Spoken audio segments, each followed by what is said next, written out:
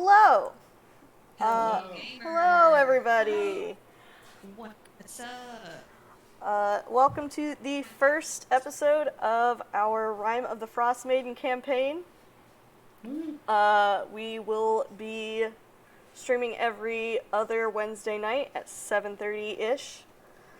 And we will be running through this campaign. We have a party of 4, and we'll go ahead and have... No, Connor, you made it just in time.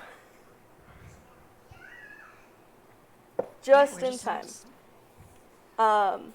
My chat is not working on my phone, so I will be kind of a little bit switching back and forth between things today because I cannot seem to get my phone to work. But that's okay. Yeah, sometimes that's just the way it is. So we will go ahead and let people introduce their characters. And we're going to start off, Ian, if you'd like to introduce yourself and your character. Yeah, I am Ian. Probably know a good number of you who are watching at the moment, but I've been playing D&D for a long time, like 15 years at least, and I'm good friends with people in this game. Been playing with them for well, one of them is new to me, but I've been playing with the others for a couple years. Jill longer than that. My character is Alrian Mortanian. Epithet is the Wandering Arrow. Their pronouns are they, them. They are an elf subrace Eladrin, ranger, background Arctic guide. Fun fact for Alrion tonight, they often talk to inanimate objects as if they were listening to them speak, a holdover from their childhood in the Feywild, where many things, like the grasses outside the kingdom she grew up in, would react with an emotional response if you spoke to them by changing color or moving in the wind, things like that.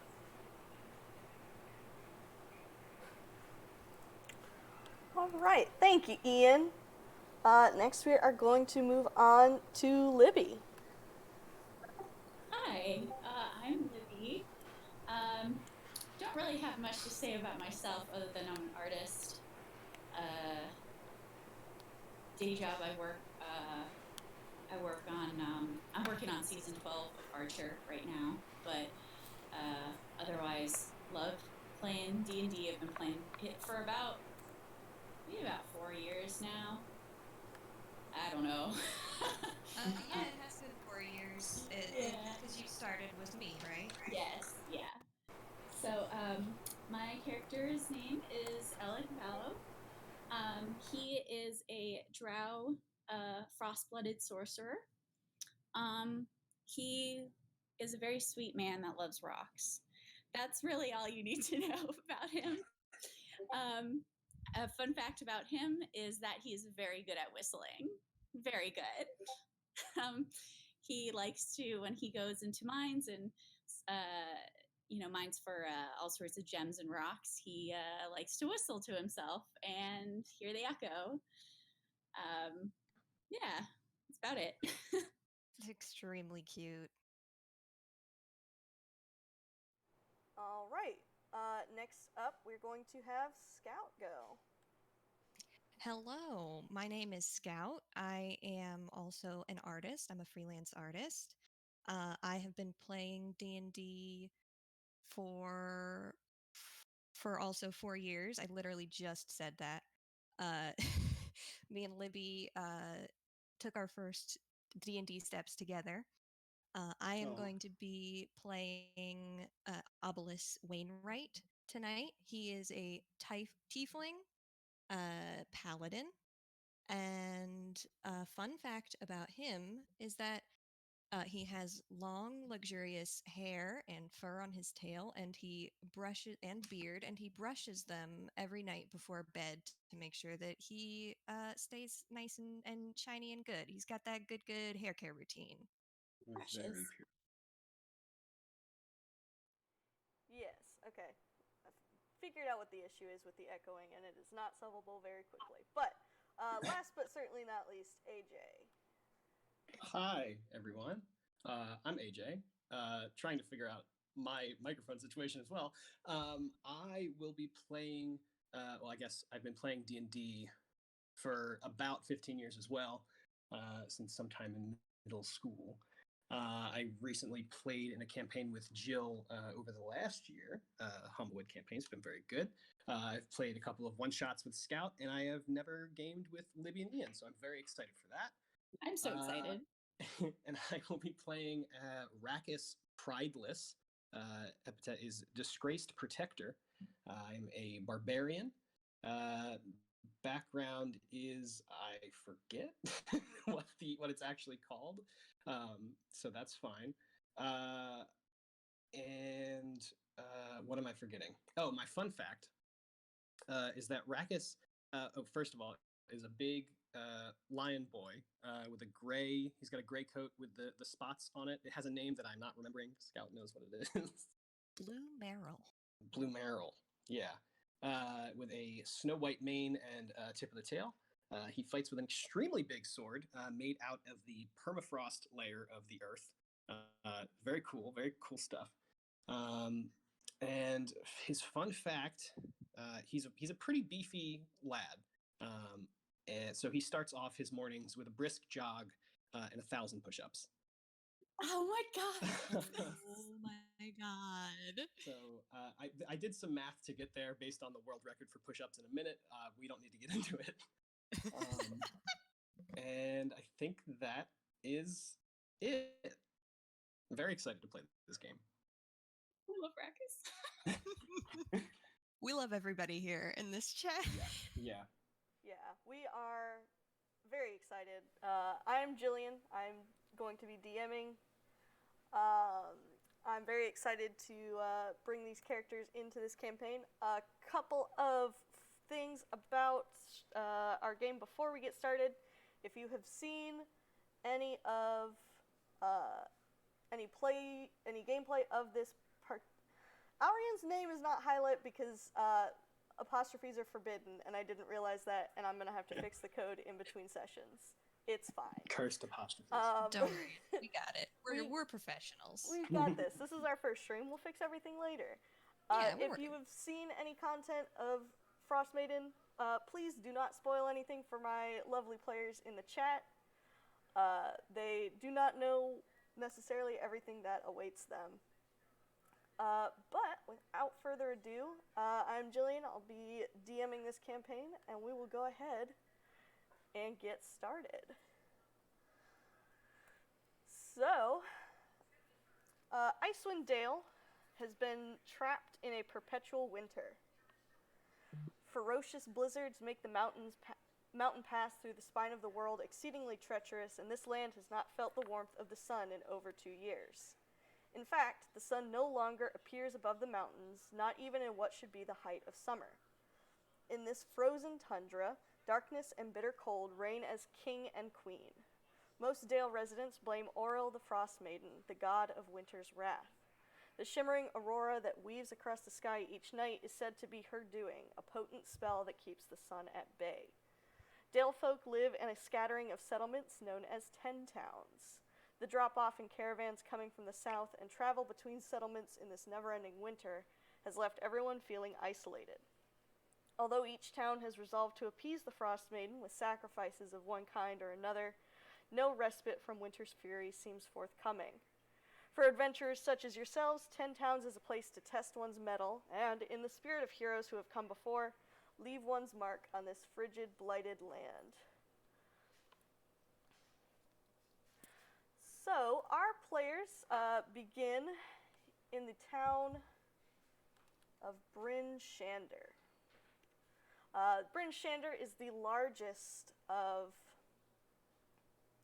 the 10 towns. Oh, let me zoom out there. It's a big old map. Big boy. Big boy map. Bryn Shander is the largest of the 10 towns. It is the first one that most travelers who take the roads into Icewind Dale use. And everyone in this group has kind of just been in Bryn Shander for the past, well, however long. And have all made acquaintance with an individual named Danica.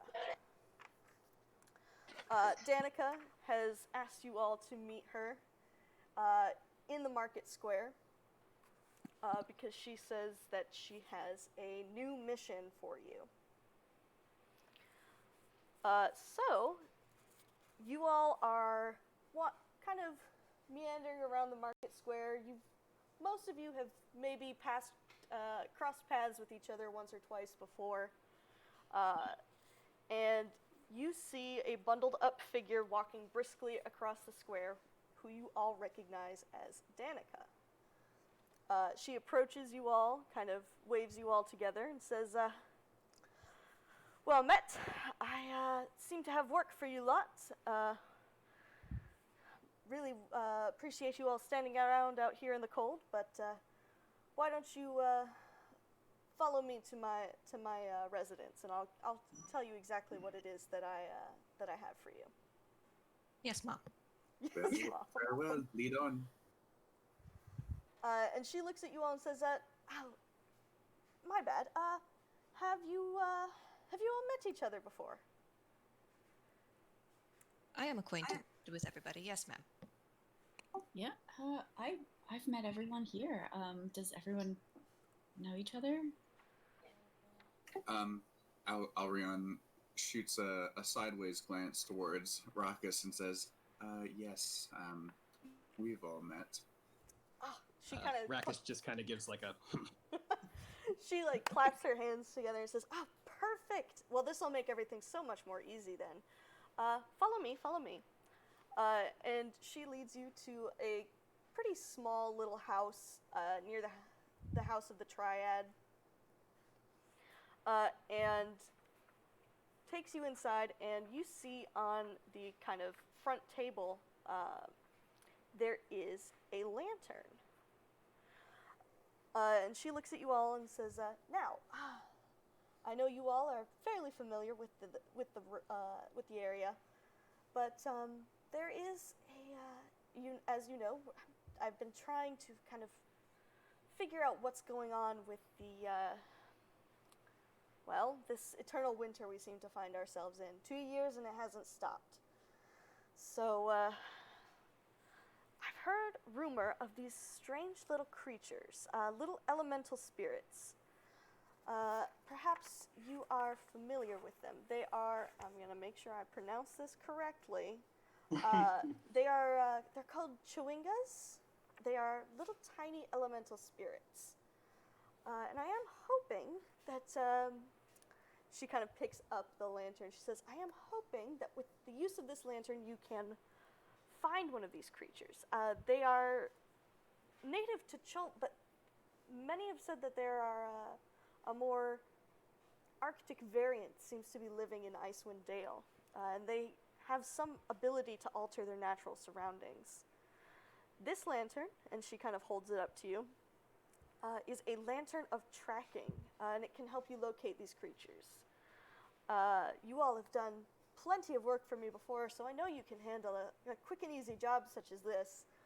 I just need you to capture one of these creatures and bring it back to me so that I can study it. I'll give you all a nice 25 gold, and you'll get to keep the lantern when you're done." Sounds wonderful. Yes, that sounds reasonable, of course. All right. Agreeable. Great. So she hands you all the Lantern of Tracking, which I do not seem to have a sheet for. That's fine. Yeah. So this Lantern of Tracking, how it works, it burns for 6 hours on a single pint of oil, sheds bright light in a 30-foot radius, and dim light for an additional 30 feet. It is designed to track down elementals, and when it is within 300 feet of any elemental, the flame turns bright green. It does not tell you the exact location, however. All right. Any elemental at all. Any elemental at all, yes. Oh. It's like the goblin sword. Yeah, exactly. There's a goblin sword? Like in Lord of the Rings. Yeah, like Lord of the Rings. Oh, I've never lorded a ring. Oh. So she hands you all that item and says, well, you know where to find me. I don't plan on leaving Bryn Shander anytime soon. But best of luck. I haven't been able to find any here in town. So unfortunately, I think you may have to venture out into the cold, as it were. But if you want to ask around, perhaps you might find some leads as well. But thank you very much. I do appreciate it, and I look forward to seeing what you come back with. Ma'am, do you have any physical description of the creature? They are they're small. They seem to have little masks almost that they wear. Tiny creatures, about the size of a sprite or so, maybe smaller. And they seem to wear plant-based kind of cloaks. Alec is like, oh my god. The look on his face. He's very entertained by that. Rakus just like looks at Alrion and is like thinking to himself like, it kind of looks like that in my head. Except really tiny. Except small, yeah. Small Alrion. Yeah. Well, thank you all very much. You are, I do appreciate it. And she kind of waves for you all to leave. Thank you, Miss Gracetail. We'll report back soon. We won't let you down. On the way out, Alrion will grab the lantern. Does anyone mind if I hold on to this? Go right ahead. You're Pretty good at. And Alex says, it's nice to see you again. Yeah. So, It's good to see you too. he gives them a big hug and a kiss on either side of the cheek. Aww. very sweet. Big Obelisk. cheek kiss. Aww. Gross. Obelisk says, I'm slightly surprised that all of us have met before. It's a nice coincidence, but it is good to see you all, and I look forward to working with you today. I'm sure that we'll be able to get this done right quick. Yeah, I think everyone here would has a lot to offer.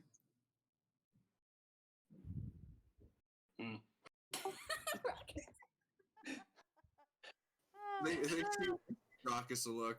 That's all we're getting for a while. We all have our strengths. It's very good to see you again, Mr. Strongman. Mr. Strongman. I do indeed see you, stranger. Oh, I was talking to Obelisk. Ouch. Ouch. Get his ass. Was that on purpose? Obelisk like smiles behind his gauntlet, and says, "It is very good to see you again as well, Alrion. Been a while since we've been on a trek together." Yes, a welcome reunion. Indeed. And Alex says, Raucous, did you ever find my note? He's like really taken off guard by that, and just kind of like sheepishly looks at Alec and is just like, yes, thank you. He just gives him a big smile. goes, I hope that that gem has either helped you with fortune or otherwise. It hasn't hurt. God, Perfect. He just smiles. amazing. I gotta stop laughing after everything I say. I think it's just so funny. But AJ, the player, Ruckus is does not not. standoffish. AJ, the character. AJ the character. AJ is the character. None of us are actors here. Well, I'm not, so I don't know. Anybody else I was is, a but- theater kid, but that doesn't necessarily equal actor. yeah, same. That's, yeah, very true. I act like I know what I'm doing. Hey, you know what? Sometimes that's the best you can hope for. As you all leave, you know, there's a sense of just kind of, it's always, for the past 2 years, you know, everybody's just been a lot more dour than usual. I mean, Icewind Dale was certainly no, like, beach resort, super cool vacation place before the Eternal Winter hit, but especially now that everybody's coming up on 2 years of this stuff, it's, Also, hi, Julia, thank you. Appreciate you lurking. And now that everybody's, like, been dealing with this for 2 years, everyone's kind of just, like, just so tired of it. Sunny Breezedale is the place to be. Yeah, just over it. Everybody's over it. But in Bryn Shander especially, the past few days, everyone's just been, like, extra down and very afraid and paranoid. And that is because 3 days ago, there was a dwarf glassblower who worked for Renderil's Emporium, found dead with an ice dagger through his heart. Ooh. So everybody's kind of Spooky. just like super paranoid, thinking that like somebody killed somebody, nobody knows who did it. But you all have been more focused on, you know, the fact that you're about to have a job that's going to get you paid. But now that you know the details of that quest, if you wish, you've allowed your brains to kind of think about this particular incident a little bit more. So you can, if you would like to get any leads here in Bryn Shander, you can tell me where you want to head around to and go check out. Or if you want to head on out of town, whatever you want to do, just let me know. Was the ice dagger particularly small? Like it might have been stabbed by a sprite? Might have to ask someone for that. Yeah, Information. you all do not know. You've just heard that there was a murder 3 days ago.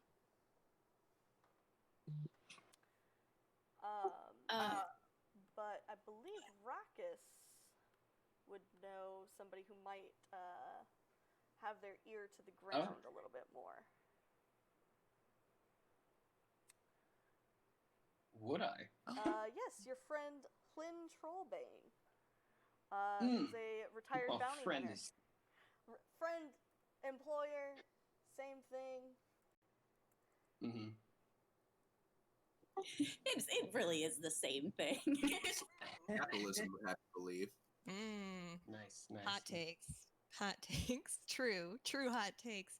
Is there a like a library or another sort of research adjacent place in town? I do not believe so. You should have access to that in your Legend Keeper. Yeah, I'm looking at it. I don't see anything There's like not that. really any big pillars of knowledge here in Ten Towns. Most of the stories and lore that is passed around in these in this area is usually like oral tradition. There's not a lot of libraries and stuff like that. Most people kind of just tell stories and collect the information in their own minds. Yeah.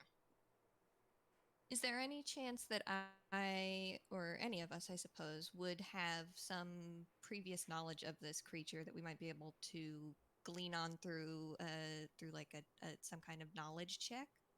Chwingas? Yeah. You could make either a nature or arcana check to see if you know anything else about chewingas. I have a -1 in both of those. First roll. First roll. 8. Nice. Wow, 8 and a Nice. 4.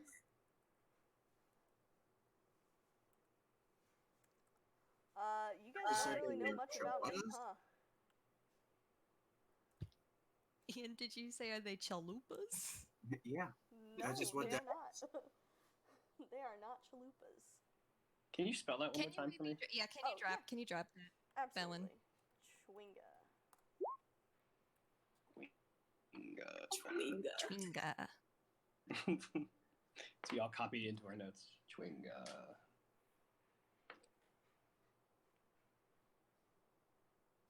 I guess while we're sort of kind of talking about this incident, Alec pipes up and says, I know Renderil himself or themself. I don't know what their gender is. Great question. I think I will have to actually pull up Legend Keeper during this game. Give me 1 minute to pull up Legend Keeper. Sorry. Once it has offline support, then it's all over for you, hoes. Mm-hmm. Alright, so Bryn Shander. Oh boy, yeah, definitely does not enjoy this. Renderil, I do believe, is a man. Okay. Alec says, if we have no other leads. Yes, he's a half-elf. Well, pretty well. I sell him my gems all the time. I see him like every week or so. So. Yes, I think any lead is a good one. Perhaps 2 of us should visit Renderil and 2 of us should visit I will go with that. And we can meet up here in about maybe an hour or so. Sounds reasonable. All right, so who is headed to Renderil? Alec and Alrion. Okay. So we will go with Alec and Arion first. So you head to Renderil's Emporium, which is the largest trade house in Bryn Shander. It is located on the site of the original cabin, which the town kind of built up around. It has an entrance facing the market square, so, it's not that far of a walk. And it really just has, the nicest stuff in all of Icewind Dale is sold here. Around the back is the entrance for wholesalers and where the caravan traders kind of offload what they're looking to sell through the Emporium. And you can see Renderil behind the counter through the big glass windows, kind of laughing it up, chatting with individuals as they come in to buy things. Alec very gingerly walks up to Renderil, and he just kind of gives him a little wave, kind of like try not to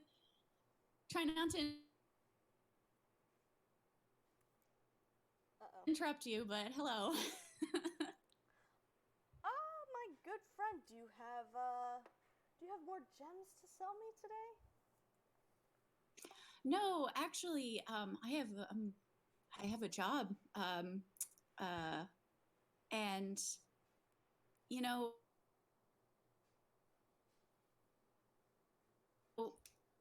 maybe could relate to this job, and I hope it's not in bad taste to ask.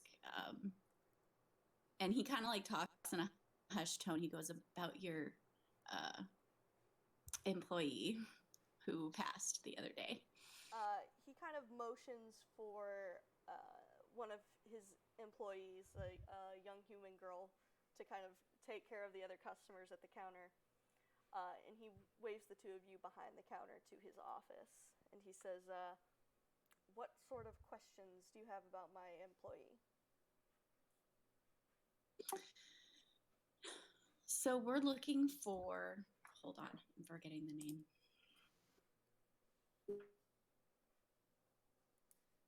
Chwingas. Oh, we're not there. Twinga. So we're on a mission to look for these little sprites called Twingas.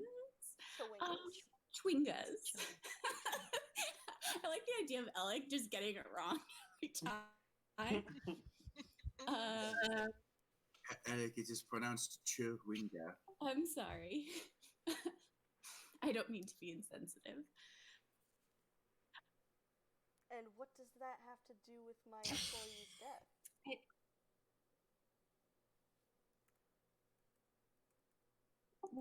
Well, They are elemental creatures made of ice and cold. So, if perhaps there were any running amok in the city, they might be related to someone who had been attacked with ice. Renderald kind of shakes his head. No, he says, I've seen a Chewinga before. I've had a trader bring some through before. The size of that dagger was bigger than those creatures. There's no way it was one of them.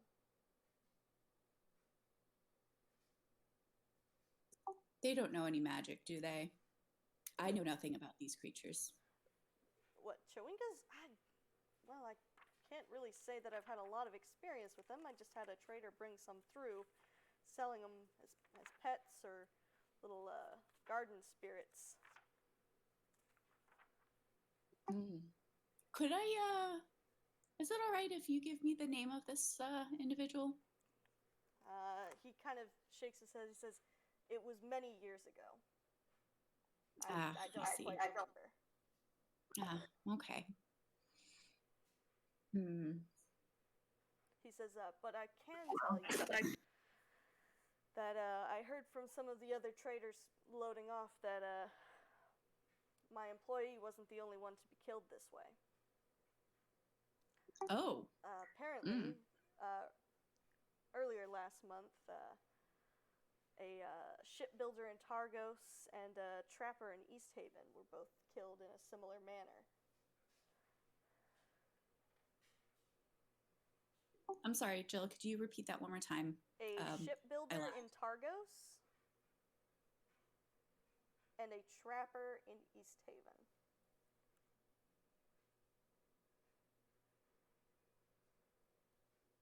Okay, so they were murdered like that.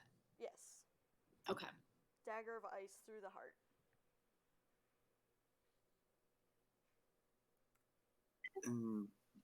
Do you know of any connection between them and this glassblower? He kind of looks at you and says, I'll be honest. I'm not, my job isn't to find connections between that kind of stuff. My job is to sell wares.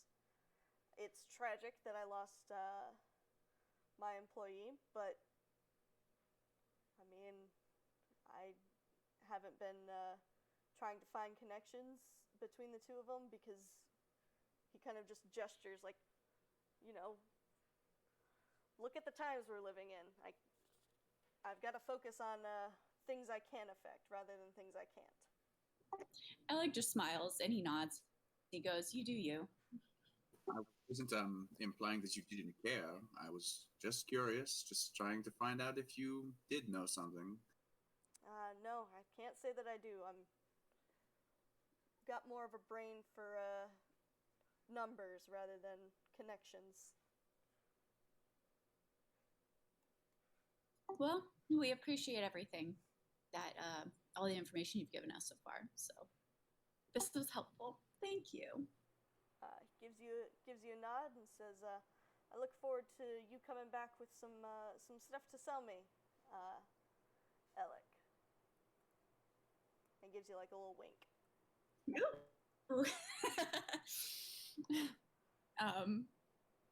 Yeah, he just nods. Smiles. Alrion nods to him as they turn to go, and like as they're halfway to the door, they'll say, they assume quietly enough that only Elliot can hear, like, was that helpful though? What was that? I'm sorry. Was that actually helpful though? I think there might be some holes we can fill for maybe whatever information the boys can bring us. I suppose we've learned that some people keep chewingas as pets. Yeah. Maybe we can ask around to see if anyone here has ever had one as a pet. Right. Perhaps if they cost a small amount of gold, we could just pay them out of what Danica's going to pay us. It's fair. Rarely are things that simple. All right. That is true. So we'll move to Obelisk and Rakus. Hello. Who are headed Greetings. to find... Oh, thank you, Scout. Who are headed to find Hlyn Trollbane. And Rakus, you know that Hlyn is usually can be found at the tavern called the North Look, because a lot of mercenaries and adventurers tend to stay there, and you know that Hlyn is like a retired bounty hunter. Mm-hmm. It's called the North Look? Yes, it's called the North Look. It is up by the North Gate. So you guys have a little bit of a walk to go before you reach there, about like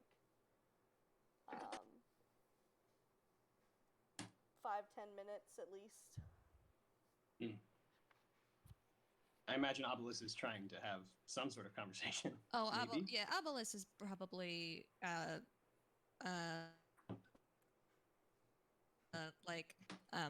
you've been getting quite good at the card games I've been teaching you. Well, it's all in the tactics. Indeed. You have a And very kind good of- you have a very good brain for tactics. We'll see if it pays off with these chewingas. Seems like we should be able to find one pretty easily.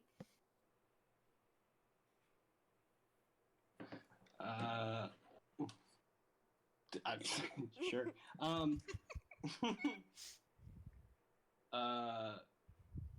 I mean, Obelisk, do you know who Hlyn, or do you know anything about Hlyn? Obelisk has probably done a couple of odd jobs for Hlyn, I would assume. He's just kind of been like a handyman about town, just sort of filling in where people need him. So he's probably acquainted with Hlyn. Okay.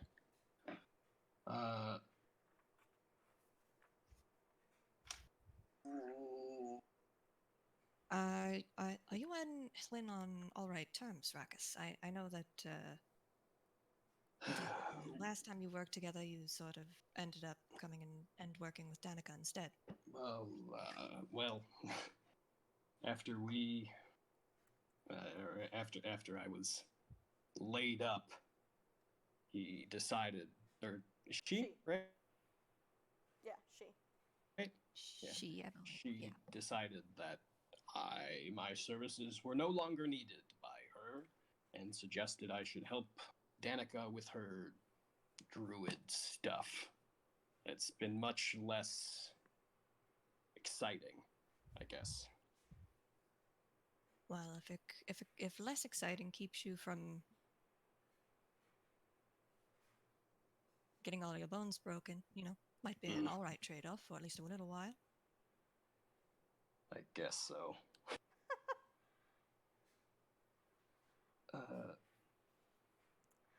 So you both reach the entrance of the North Look, and head in, and it is kind of around midday at this point.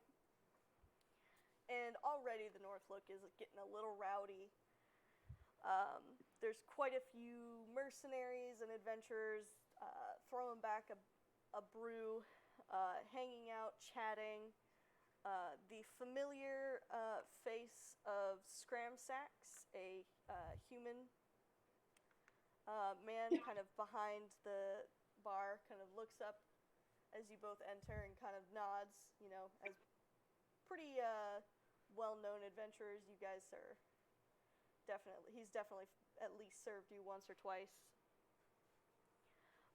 And you see also the stuffed and mounted, battle-scarred knucklehead trout, Old Bitey, on his plaque above the hearth, where he's always Bitey? been. Is that what you Old said? Bitey, yes. I'll show you a picture of him. Old Bitey. Bitey. Old Bitey. Where's Old Bitey? Does he sing? Nobody My has God. been able to find out if Old Bitey sings yet or not. Here's Old Bitey. But it's on the Whoa. table. Oh, Bitey. That is Old Bitey. Oh, I love him. Wow. Look at that Oh, head. In his Bitey. place of honor above the mantle.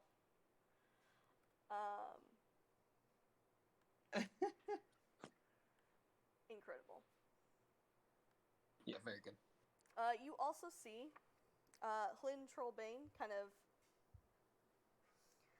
sitting kind of further apart from everyone else, smoking her pipe, and as you enter, she kind of looks up and makes eye contact with you, but does not give you any sort of indication of, like, come over here or stay over there. She just kind of seems to be watching you. And Hlyn is an elderly shield dwarf with a real bad scar across her nose. I'm Rat. just walking right over to her. I don't care if she wants me there or not. Yeah, Obelisk just follows. He knows what Rackus is about. Yeah. So Rex is just gonna approach the table. Is there room to sit? Yeah, there's room to sit. She's got like a 4-person table that she's kind of cornered off all to herself. Cool. I'm grabbing a chair, taking permafrost off my back, and leaning it up against the table, and sitting down and just looking her right in the eye and say, "What do you know about what was the Twingas. No, Chewingas? I don't want to know about the Twingas. I want to know Oh. about the stabbed The guy." murders. Yes. What do you know about murder? What do you know about murder? Well, that's the Obel- point. That's why I'm asking, because she knows about murder. Obelisk says after Rackus has made this introduction, just sort of adds in pardon the intrusion, and sits down much gentler in one of the other seats. You can keep your niceties to yourself. She kind of looks you both up and down and says, she looks at you, Rackus, and says, you know, I didn't think you'd finally wise up and start working with others, but I see the time with Danica's taught you well. Here's what I know. Nobody seems to give a damn about these murders. Suppose, since at least one of them happened close to the new moon, they really didn't care, since there was going to be a sacrifice anyway. But I can't just let this go. But if you seem to have wised up a little bit, Rackus, I can tell you what I know.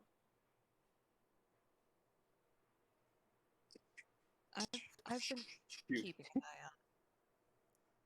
She kind of chuckles and says, all right, here's what I know. There's a man named Cephik Caltro. He works for a small traveling merchant company called Torgs, owned and operated by this shady dwarf named Torga Icevein. Cephik gets around. He's charming, makes friends easily, He's Torga's bodyguard, so I'm guessing he's good with a blade. He's the one I think's been doing the murders.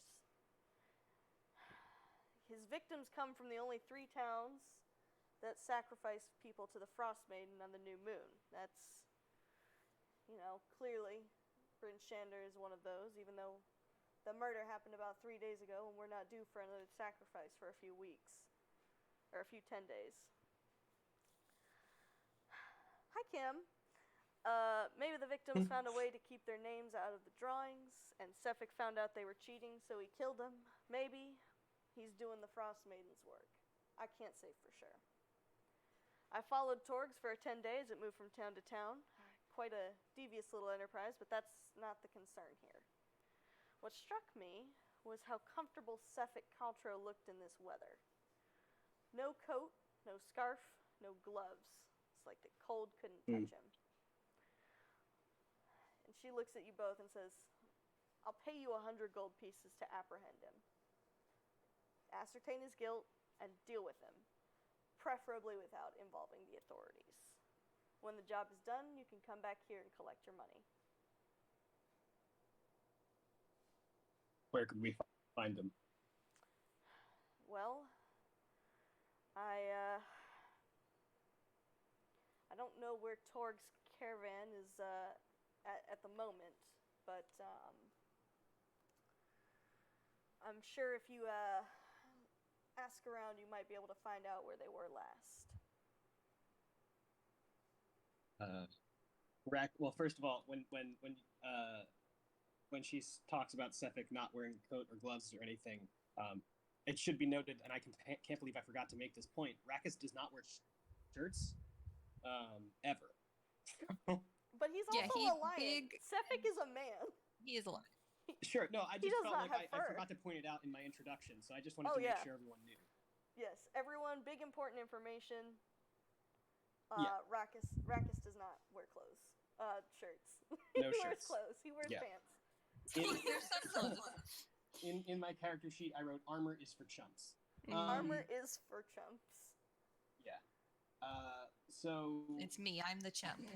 When Twin mentions maybe some people might know where they're set up, Rakus just turns to Obelisk and says, "You're the talker here."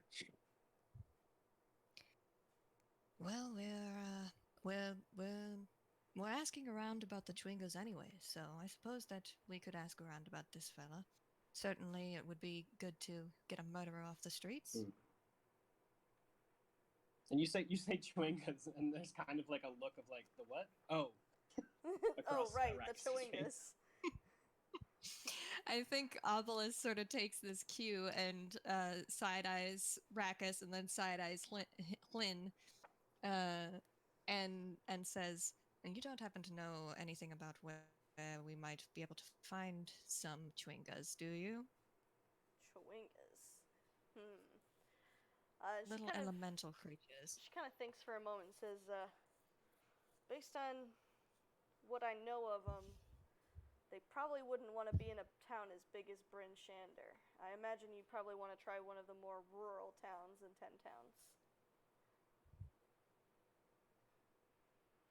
The more rural towns. Gotcha. Thank you. Not a problem. It's good to see you both. Good to see you as well. Rakus just gives like a and stands up. Says, "We have some talking to do."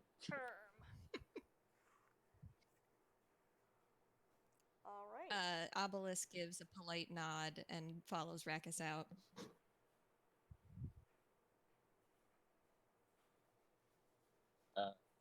We get outside. Rakus just says, "You're pulling this sled now. I don't know where to talk to people." I don't know where to talk to people. Generally, you talk to people wherever there are people to be found. I generally stay away from those places. That's fair. Sefik. Hey, I almost got it right. I spelled it Sefik with an I. Sefik with a Z. Should have known. Well, let's meet up with let's meet back up with Alrion and with Alec, and then we can continue on, see what they found out.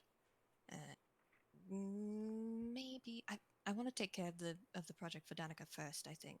But it's good to have this on the back burner. As I mean, he nods, and then as you make your way, he just gives like a really low, just like teamwork. Obelisk is so proud. It was extremely. There was a lot of sarcasm in there. I hope that it came across. All right, you all meet back up together in the market square.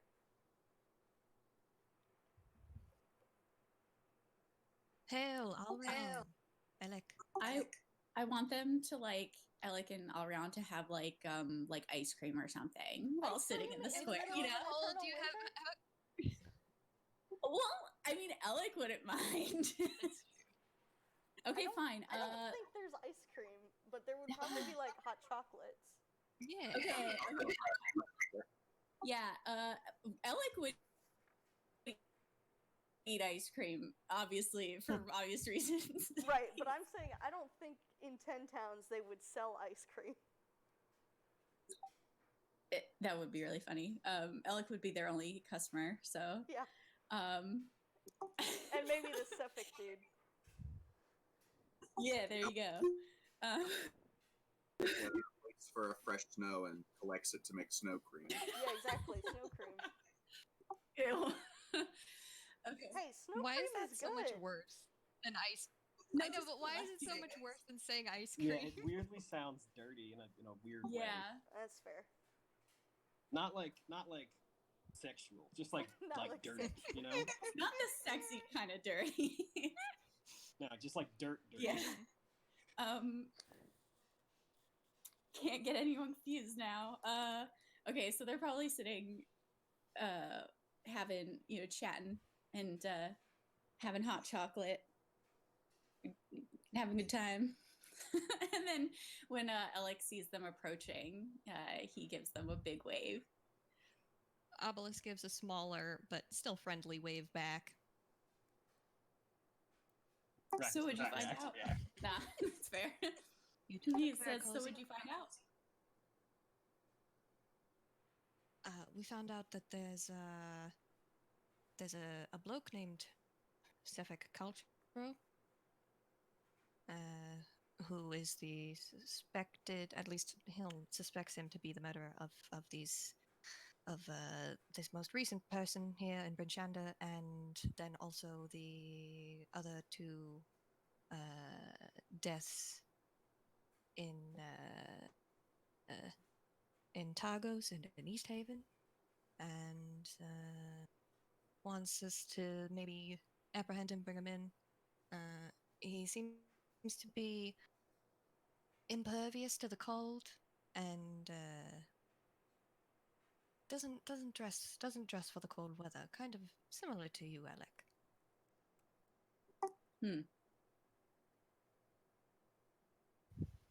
Very interesting. I suppose it is useful information to have. If we are following up on the murder, we found out that Wenderwill is not incredibly concerned about the murder of his employee. I mean, as much as anybody heard about it, but he seemed more concerned with business, which is understandable. But he did tell us that chewingas are sometimes sold as pets. So if we were to find one in Bryn Shander, it might be in someone's home. Obelisk nods and says, Hill also told us that the Chwingas tend to enjoy smaller settlements, so we might be able to hit up one of the smaller towns in 10 towns and see if there's any there. Perhaps. Would be quite the trek to prepare for. We do have the dogs. Which Which town What's would the we want to go closest, to? smallest The town? closest, smallest town. That is a great question. So, Is it Dugan's Hole? Well, perhaps we could try Targos or East Haven, where the other bodies also were discovered. Yes, that could be a good. Oh, a I good- suppose we neglected to mention that there were 2 other murders that were also done, committed with ice daggers and in Targos and East Haven. Aye, that not exceptionally comforting. Definitely something that we'll want to look at. Hiln implied that it is related to the. It only happened in the 3 towns where they do sacrifices for the Frost Maiden. Human sacrifices. Every town sacrifices on the Right. new moon. Human sacrifices for the Frost Maiden. It's a good thing that none of us are human. God damn it. Ian! Rack is actually kind of like snuffs at that. Like, it's kind of funny. Alrion readings to see Rackus enjoying something they've said. So you all would know that Jeez. in terms of smaller towns, Bremen, Lonelywood, Dugan's Hole, Goodmead, and Caer Dineval and Caer Koenig are the smaller towns, while East Haven, Bryn Shander, Targos, and Tourmaline are the larger of the 10 towns. With Gotcha. Bryn Shander obviously which of being the largest. Mm-hmm. Is Bremen closest to us? So actually, I have travel times right here. So Bremen would be a total of 4 hours if you follow the road. It's 2 hours to Targos and then another 2 hours to Bremen. Dugan's Hole would take about 10 hours. Goodmead would take about 6. Caer Dineval would take about 10 and a half. And Caer Koenig would take about 12 and a half. And Lonelywood would take about 8 hours. I suppose it makes the most sense then to hit up Targos and maybe look into this murder and then go on to Bremen? Yes, or we might even get lucky and find a Schwinger in Targos. Aye, we might even find some on the road. I mean, we do have the lantern. Yes, correct. Alec is like, look at us. Working together. We have a plan. Hey, look at us. Look at us. Hey, look at us. Yeah. He's so delighted by this. Obelus nods and says, "All right, I'll swing back and get the dogs." And Alec is like, we have dogs. he looks really excited. Yeah, Obelus smiles a little bit and said, "I had a little extra cash laying around, and so I decided to go ahead and invest in 2 sled dogs and a nice a nice sled for us. I figured that we would probably be needing to travel around, and it seems like Danica is probably going to have more for us in the future. So, seemed like a good investment."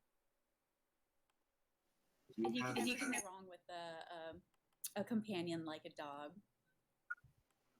2 dogs? 2 dogs. One of them don't be put off if she's a little standoffish. She took to me, but she doesn't seem to like much of anybody else. But Porkchop, he'll be your friend. Oh, pork chop. Pork chop. That is a wonderful name. Porkchop and Magpie, they're good dogs. I cannot wait to meet They're them. good boys. They're good boys, Brent. Good boys. A good boy and a good girl, Brent. Rack. Oh, sorry. Oh, go ahead. Just say Rackus doesn't say this out loud, but the idea of naming something after food just blows his mind. Like, why would you ever do this? It's really funny. It's like, are you going to eat the dog? Right, exactly. It's like, is this what it's going to be made? Like, that's awful. Oh my But god. he does not say it out loud. Racket's never heard of like naming your dog Pudding or something. God, food names are the I don't think best Rack has ever had a animal pet. names. That's fair. This poor man. Sorry for the dice ASMR. That's good. All right. But you did put in some more in the tags. I'm sorry. So, you all pack up this sled. Do the rest of you have anything else you want to do in Bryn Shander before you head off to Targos? I don't think so. Yeah, I don't think so. It's not like we exactly have to wait for sunup to leave. No. Yeah. There's no sun. Mm-hmm. Zero sun. We'll all fit on the. Are we walking alongside the sled? Is that what we're I doing? think that is the thing. I do not think the sled can handle more than one person. Yeah. Yeah, we just are using it more so that we have our things with us for now. Yep, that's what I figured. I just wanted to make sure. Alec is very weak. Very flimsy boy. he can blow over with a stiff wind. It's fine. Can't wait until I show you guys, show the stream, everybody, what our lovely pork chop looks like. All right, so you set off on the road. You know it'll take about 2 hours. Quick question: what is everybody's? Does everybody have cold weather clothes? Yes. Yes. Well, I mean, a cloak, but really he doesn't need to. Like specifically cold weather clothes. Yeah. I have something called cold weather clothing in my inventory, and I even I bought cold weather clothes. Oh, I don't. Yeah. Oh. Those of you who do not have it, do you have cold resistance? Yes. Okay. Then that's Oh, I fine. actually have both. That's good. It was just to see, hey, do you get really cold as you make this 2-hour walk? Yeah. how many pounds do you lose to frostbite? Yeah. Where is Rules for the North? There it is. Okay. Yeah, you guys are pretty fine. The walk to Targos is relatively uneventful. It's a pretty short walk, obviously. Ooh, gotta get my map. Double check if you have to go over a bridge. Can we keep our eyes out for Chewingas on the way? You can keep your eyes out, or you can have the doohickey going. Lantern? The lantern going. Because we can get more oil for the lantern, right? Potentially. Yeah. Burns for 6 hours on 1 pint of oil. Yeah. So you can have it going for these 2 hours as long as somebody's keeping track of how long you're burning it for. Yeah. Yeah. As you are walking along, you do not get any green flame from the lantern. It does not seem that there are any Chewingas along this path between the two towns. This doesn't really Gotcha. surprise you, since you heard, they don't really care too terribly much for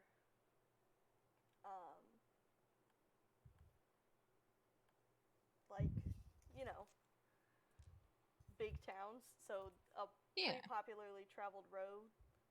They're not the cute, mischievous kind of Chewingas. Well, they don't know. They haven't met them yet. Can I get a perception check from everyone? Yeah. Perception check, you said? I do said. Sorry, it's got a little robot-y for me. I'm sorry. I'm trying to figure it out.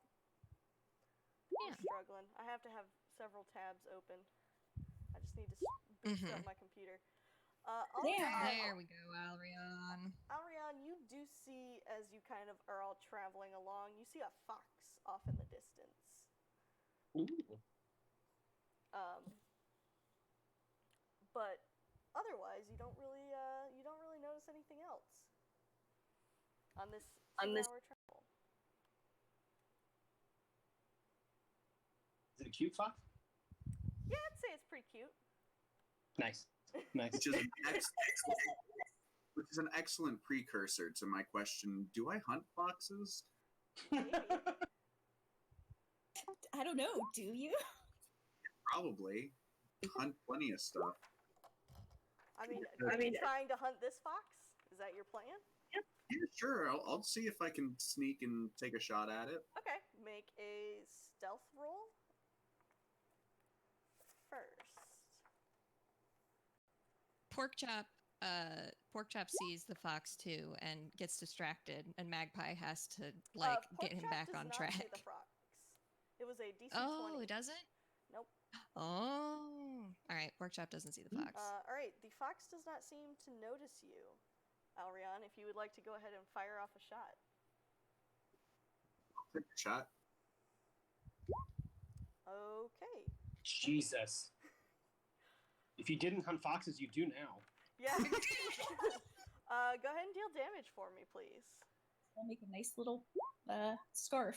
Alright, cool. So, as you shoot this fox, we're going to go ahead and move on to an encounter map. Because something happens. Great. So, Done. as you shoot this fox, you see the fox kind of falls to the ground with the arrow in its chest, and then changes into a person.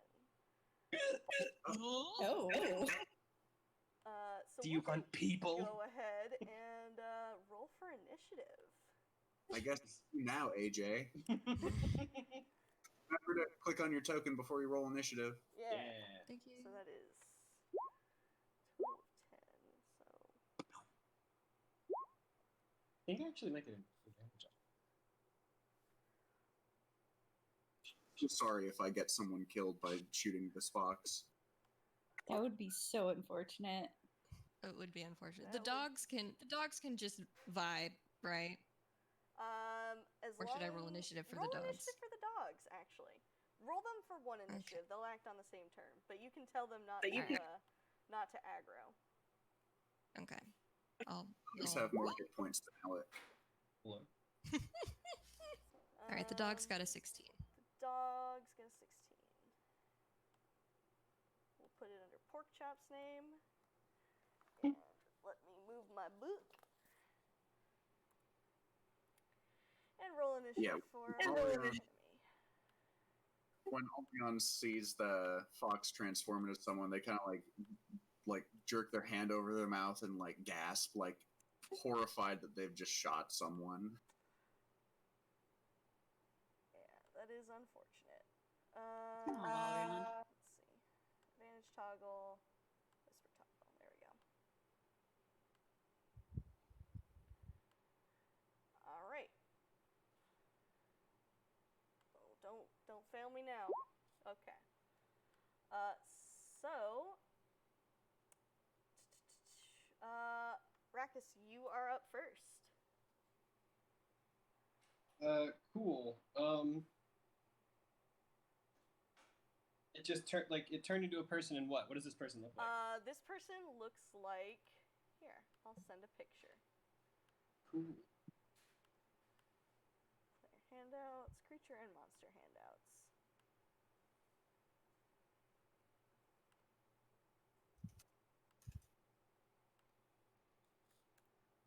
He's a frost druid.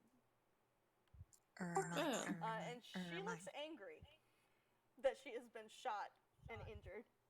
Mm-hmm. Yeah.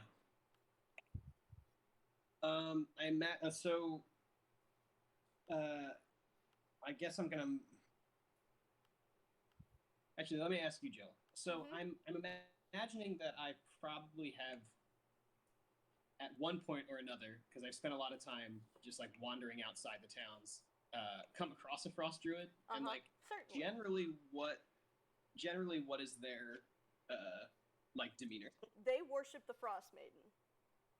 Okay, all right, okay, so bad. Okay, Yeah, Just wanna- so they worship the Frost Maiden, and they tend to not like civilization. They will Okay, steal great. from We don't have. civilization We're not fully.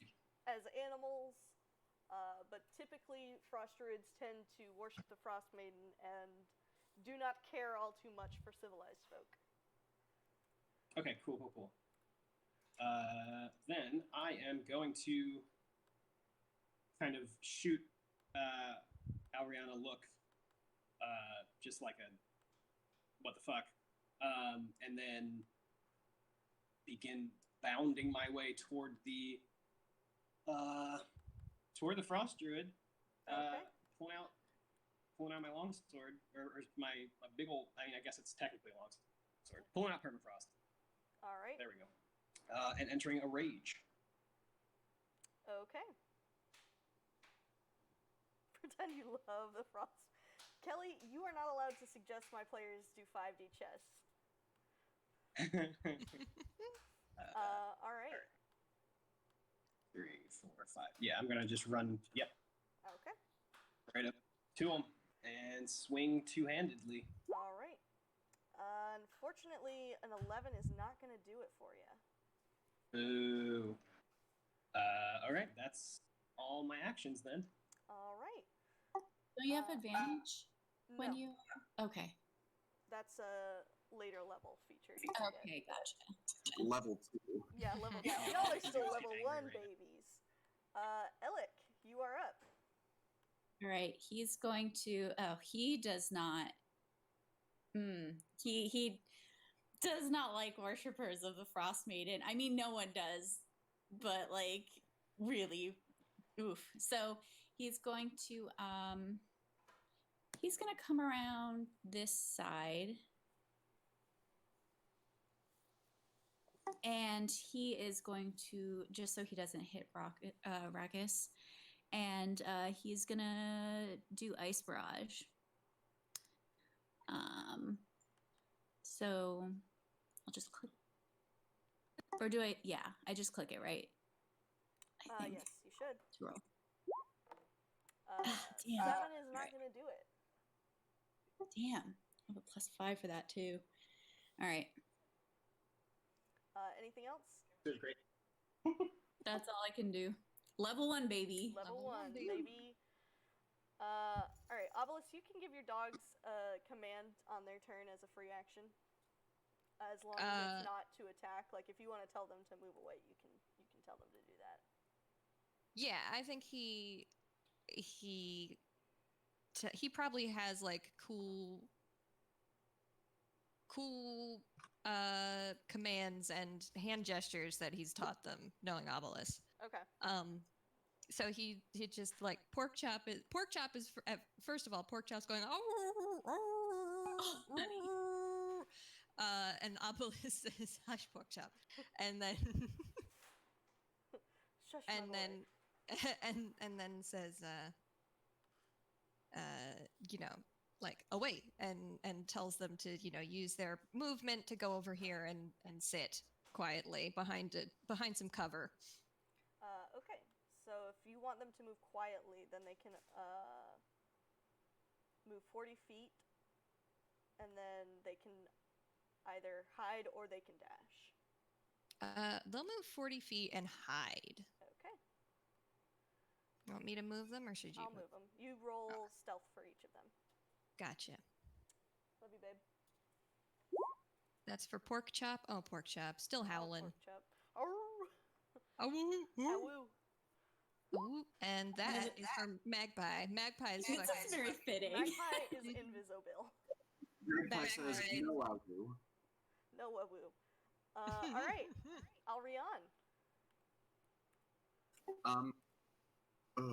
Alrion is going to draw their bow and shout to the frost druid. I am so sorry. I meant you no harm. I was just trying to do some hunting to support me and my fellow travelers. this doesn't have to go any further, and I would like to hold an action to fire an arrow if the Frost Druid attacks any of my allies. Okay. I can make a relevant speech check if you'd like. No. I don't think they're going to be too willing to cooperate with you. They yell back in, like, kind of broken common. You towners, you do not know what you mess with in the wild. The Frost Maiden is angered and is going to cast a spell. So you will see that she is casting a spell, so you can go ahead and launch your attack. 12 is not going to do it. Damn it. And she is going to cast... let me grab a spell effect from my library. This is a big one, boys. Uh-oh. We're all done. Oh no. Campaign is over before Dang. it begins. Jesus. Okay. Fire. This looks about right. So I think, yeah, it's gonna hit everybody. Cool. I need everyone to make a dexterity saving throw as a hail of rock-hard ice pounds to the ground. Damn. Okay. Cool. I'm not good at dex saving throws. I'm small. I'm big. I'm big. Okay. You know what? We're gonna cast it at level 5. I'm sorry. I'm sorry. So, Um, Alrion and Alec both pass, so they are going to take half damage. do I have resistance? You have resistance to cold, so you're going to take a fourth of the cold damage, so you're only going to take 2 cold damage. Okay.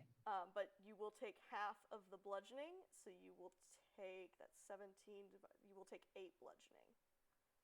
I'm down. And Obelisk and Rackus are going to take 27 damage. Hey, Jill. Hey, guys! That's more than double my. That's more than double my. And you don't have any resistance. You have resistance to cold because you're a Levistus tiefling. No, I have It said I have resistance to fire. You should have resistance to cold. Oh. And I have resistance to bludgeoning right you are now because I'm raging, raging. yes. Yeah. Can't Hey, believe Jill. I'm dead. Hey, guys! What? You chose to cast it at level 5. I did. That's TPK right there. We are all unconscious. Holy shit. You are all... Well, thanks for... No, hold on. So, I'm unconscious. Alex unconscious. Right. Obelisk is unconscious. Yeah, Obelisk, yeah. are you unconscious or are you dead? Okay, so I take how much? So you only 18. take 20... 13. 13 bludgeoning, 5 cold, Plus 5? 12 bludgeoning. Yeah. So you only take So 13 plus 9. You're not dead. I'm not dead. Dead. I'm not dead. Dead. Okay. So I'm just at 0. Right. I'm just sleeping.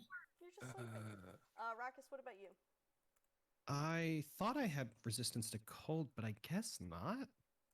Because I think you don't get that until you become... Oh, right. That's what it is.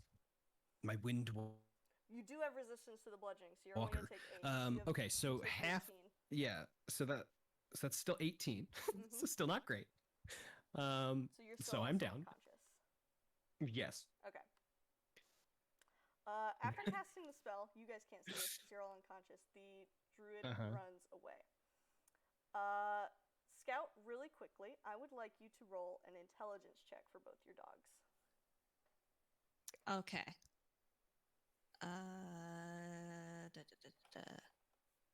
Oh, they're not very smart. Okay. Shouldn't. Oh, I Wait, see. which one was that? Pork chop or magpie? I think that was magpie, and this one's pork chop. I have to put their names in. Okay.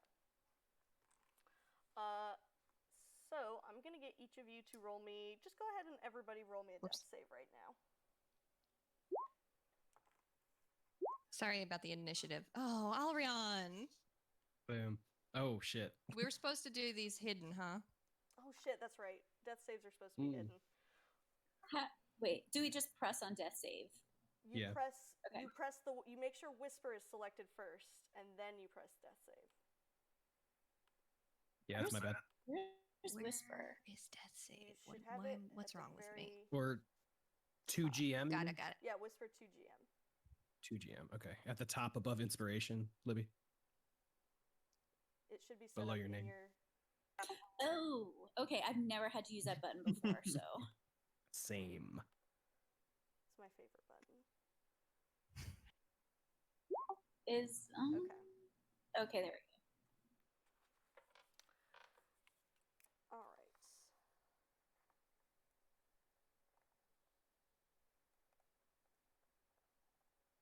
Give me 1 second.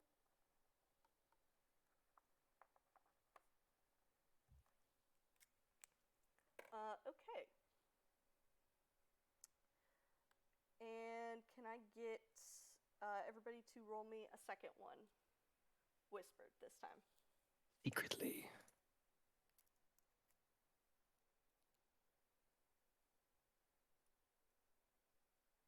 Wow, this is much more nerve-wracking now that it's a Right? secret. Yeah. All right. I hope Alrion's And- okay. One more. Alrion. A third one? A third one, yes. Oh, fucking.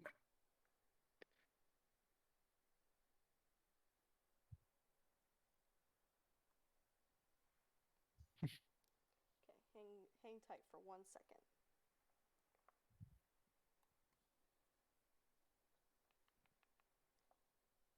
It's a fun. Fun time, huh? Mm. God, I can't believe we're all I can't believe dead. this went off the rails so fast. Okay. funny. Never hunt foxes, I guess. And I need one more from everybody. From everybody? Oh, man. Yep.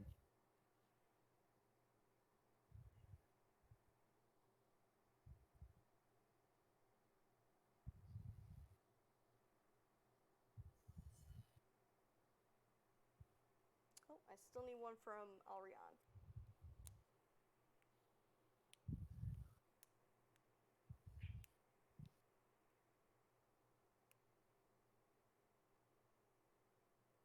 Ian?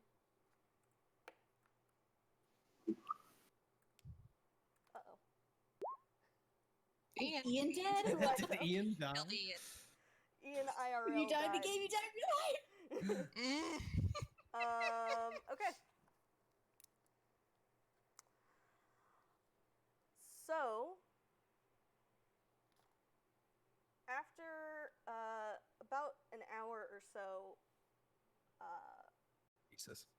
Raucus, Alec, and Obelisk all kind of wake up. Oh no. Pork Chop and Oh, Magpie God. are Oh, like no. licking your faces. They are kind of like sniffing you. They're kind of going from person to person because they're still tied to the sled. But they are kind of licking you all as Alec, Raucus, and Obelisk have all woken up with 1 hit point. You all notice that Alrion is not awake. Alec, I think as soon as he sees that they aren't waking up, he kind of goes over and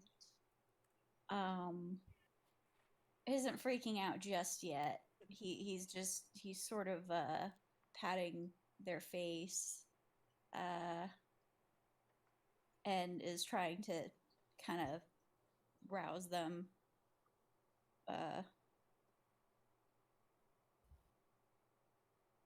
I think Obelisk just has a very grim look on his face and like goes to pick them up and says, "Put them on the sled. We have to go back to Bryn Shander right now."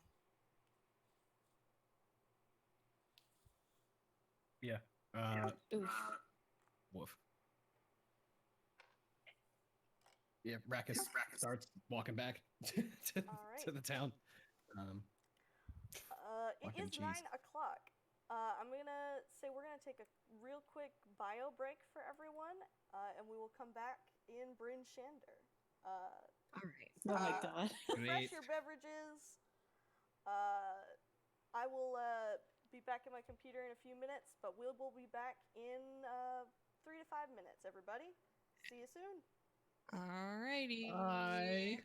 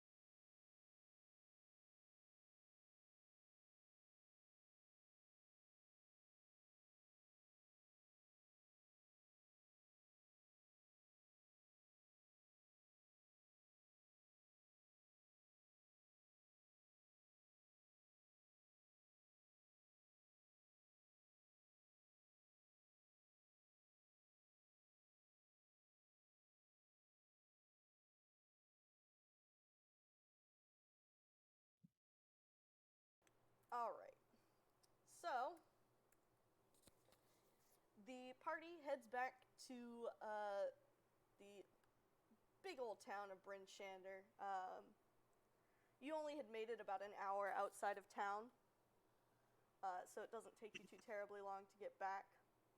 All in all, it's probably close to the evening time. Not that we can tell. No, it gets like slightly darker at night. I mean, like it gets dark at night, but like it gets slightly darker as it's getting later in the day. Fair enough. Rackus is just like pushing people out of the way to get to It would be, I believe, the House of the Triad. there you go. Yeah. Obelisk is once they get I think he was probably riding on the sled like with Alrion's body. And like once they get into town, he sort of directs the dogs to just follow him, and he's carrying Alrion. And here's a fun thing that we don't really need to say to get people out of my way, but I have a thing called dark reputation, which means people don't want to be around me. So as I walk through, they just back away from me because I'm big and scary, rather, not spooky. Big scary man. Yeah, you're pretty much able to kind of clear a path, especially as you're chugging through with a dog sled. People are pretty quick to jump out of your way. And you make it pretty quickly to the House of the Triad, where you see, my voice is gonna get really choppy for a second, folks, as I open up Legend Keeper again. Okay. I think I know what I need to do next time, and that is to get my other computer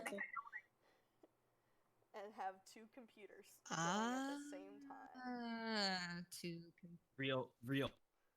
I have 3, technically. Hacker hours. One of them is a netbook, though, and it literally has to be plugged in order to work. So, anti-furry agenda. Yeah. Oh my god. Okay. Rime? It's not Rhymewind. Connor, are you well? Rhymewind isn't even anything. It's not the campaign. Connor, are you alright? Well. Was it fear of foxes? Yes, so you are able to make it to the House of the Triad, and you meet up with an ally of Danica's that you've met before. He's not really met you very often. He's maybe seen you all in passing or heard you be mentioned. He's a fair-skinned man with long black hair and gray eyes. He's got a very sort of calming presence. You all know him as Delvon Ludwig. And he sees you all approach on your sled. Delvon Ludwig.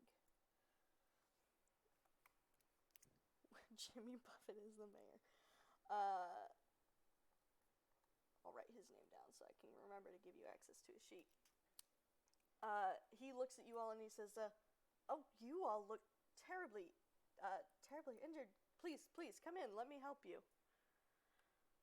Don't worry about the ones of us that are awake right now. Please, you have to help Alrion. Alrion, and he kind of looks and he sees Alrion. He says, "Oh dear, what?" He kind of motions for another individual, a kind of pudgier looking man. You've not met him before, to kind of help Alrion onto a cot.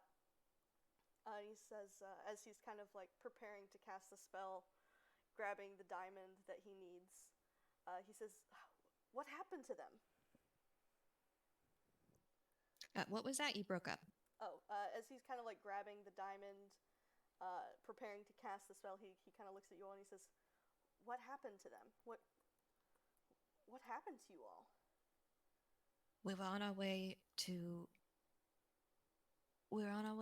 Targos, and we accidentally made a frost druid very angry. He kind of nods solemnly and he says, "Yes, they are. They've been growing in number, it seems." Well, I am sorry to use your resources this way, but Please. Says, you all are good friends of Danica's. It is, I'm glad to help you out. So he says, it will take about an hour. If you all want to stay here, you may, but if not, you can come back in an hour and your friend should be better. I will sit with them. Yeah, I'm staying. Yeah. All right. And Rakus is just like, looks like, I guess, frightened, probably for the first time. Any of you, I mean, maybe, Alec, you might have seen him frightened before, but beside the point, he's frightened and just like looking down at them. And the longer this conversation goes on, the more and more like worked up he gets. And by the end at this point, is just like, stop talking and heal them, please. Delvon nods and begins to cast the spell. And it takes about an hour. He kind of is chanting rituals and making intricate movements with his hands while holding this pretty impressive diamond.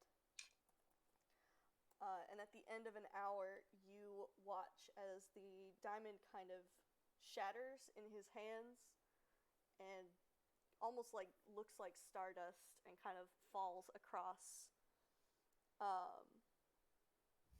Alrion's body.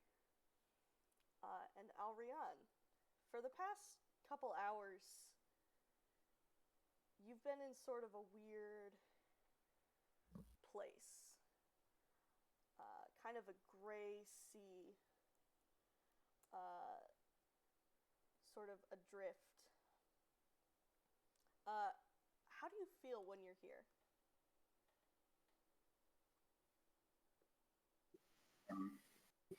Confused, alone, scared.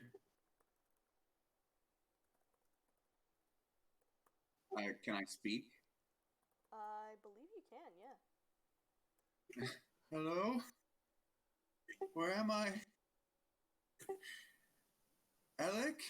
Obulus? Can anyone hear me? You don't hear any responses. And then, after a few hours, you hear a tinkling, like almost a celestial sort of ringing of bells. And you almost feel as if your soul is being called back to the world.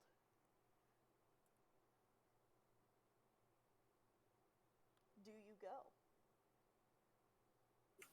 Yes, they Alright. go as quickly as they can towards the sound. You rush towards this sound, and even though like movement doesn't seem to like do anything, it doesn't seem like you're physically moving in the space. You move forward, and all of a sudden you take a shuddering breath as you wake up with the semi-familiar face of Delvon and the now more familiar faces of Obelus, Elec, and Rakus, looking over you worriedly.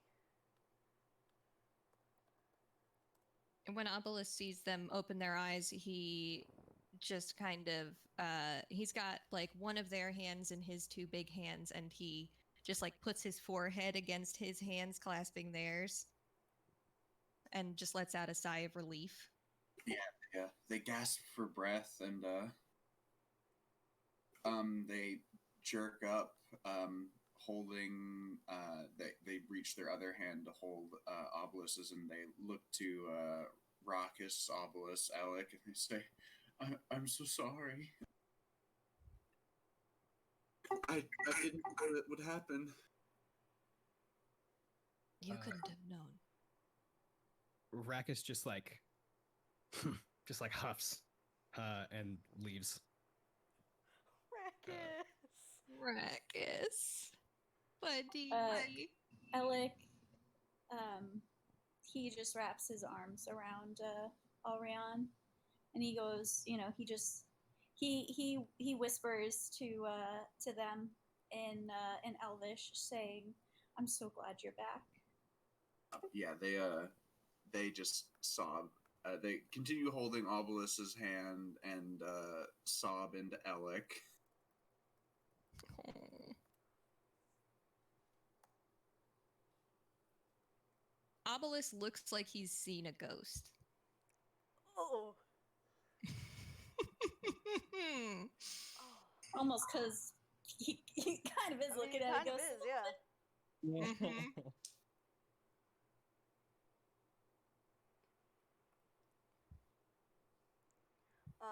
As you all kind of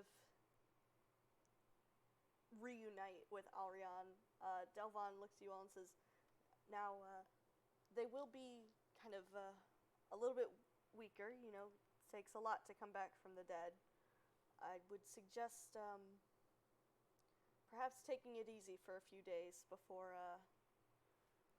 doing anything too risky, or strenuous, rather. I think that Danica would understand if we're a little bit slow on our job for her. He kind of nods and says, well, I must say I certainly hope you will not be needing our services again. Thank you very much, sir. He nods and gets like a set of crutches for Alrion. Yeah. And hands it to them. Yeah, they take them and get slowly to their feet, and I'm going to go to my my room at the tavern. No. You can stay with me. I'll make you some bread. I'll make you some bacon wrapped dates. You can rest with me. I don't want you staying in a tavern by yourself. They looked at him with like tears in their eyes, and they open their mouth to protest, but decide not to. If Alec hadn't offered, I would have, though. I don't have much of anything to offer, but I simply would have stayed with you. They nod to Obelus and just say quietly, I'm sorry. It is not your fault.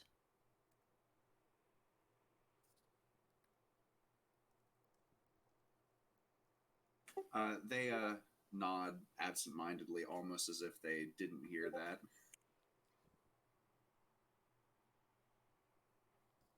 Obelisk looks at Alec, who does have 1 hit point right now. You all and have says, 1 hit point, every single one yeah, of you. I know. Obelisk is Obelisk, though, so he's not going to worry about himself. He's going to say, Alec, you need a looking at, too.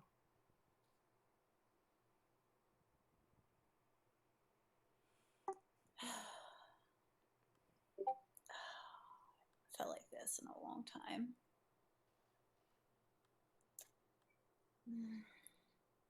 Suppose we should get some help.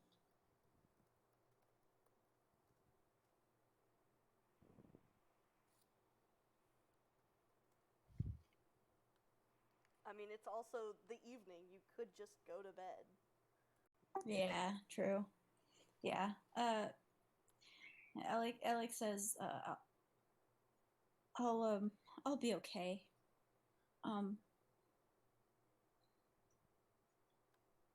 I'll take care of Alrion. If you want, you can come too.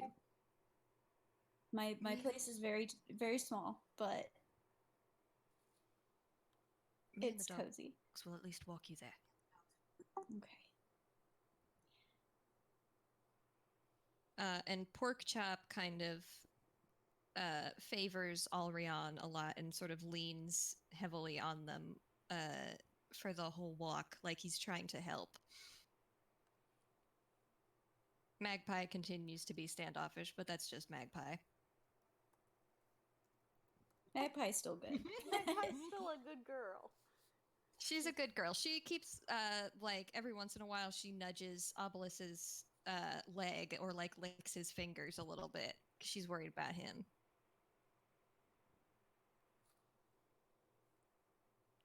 All right. So you all, you do see Rakus as you exit. What is Rakus doing? Where are we on this map? Great question. It's I do not have it on this one in particular. Give me one moment. All right. I think I'm gonna look like really a real just like gamer soon. oh, shit. With my 2 computer setup. I believe you're at the house of the Triad, which means you would be.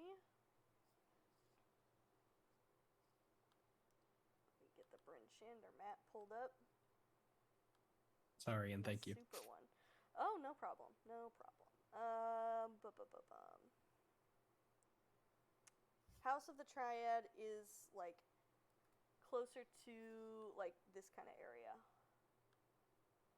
Okay. That I'm pinging. I think really just like stormed out and then just like walked, I guess, toward center square or like town center. Mm-hmm. And then I mean, is that where are our like bunks or whatever? Like where are we staying?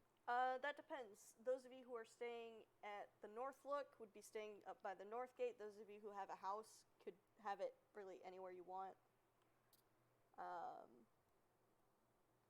It is up to you. Right. Then I'm probably I was just aimlessly storming toward city center or town center, and then just like go to bed. So at the North Look, I guess. Okay. Away from everyone. Away from everyone. Yeah. And the rest of you are heading to. Sorry. No, that's fine. The rest of you are heading to Alec's residence. Cute little cottage somewhere. I don't know where, but somewhere in the town. Yeah, I mean, so probably close to like this area down here. That seems like that would probably be where some cottages would be. Yeah. Obelisk walks y'all there, but then probably at least attempts to insist that there's not enough room and that he can just go stay at the inn. I think Alec finally cracks a small smile and he's just like, all right, well, have a good night then. You as well. And you, Alrion. They nod. Porkchop, why don't you stay the night with them? Oh, Porkchop. Oh, this warms Alec's heart very much. I wouldn't want to separate Porkchop and Magpie. Magpie gives Alrion a look like, I don't mind. Take him away for a while, please. Please, somebody take away my brother. Spare me. He is a menace. They're just to stay strong, Clarence. Yes. Be strong. Be strong for mother. Be strong for mother, Clarence. Be strong for mother. Be strong, Magpie. Be strong for mother. All right. So you all are able to take a rather, probably not a very restful long rest, but No. one in which you all do heal up at the end of it.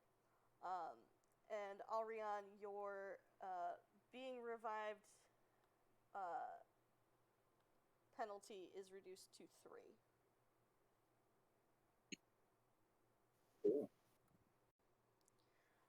Does that ever come back? Oh, yeah. So, yeah. Every time Alrion finishes a long rest, the penalty is reduced by 1. So it starts at 4, and then it goes 3, 2, 1, and then 0. Alrion, when they finish their long rest, is very solidly in their winter form. Yeah, Mm, understandable.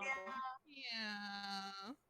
That is fair. But I think yeah, Alec is definitely like baking some really, really nice bread and has plenty of food prepared for them. And like when they wake up, I mean, like, I'm sure that like they both kind of like slept for a little longer, you know? Yeah, very much.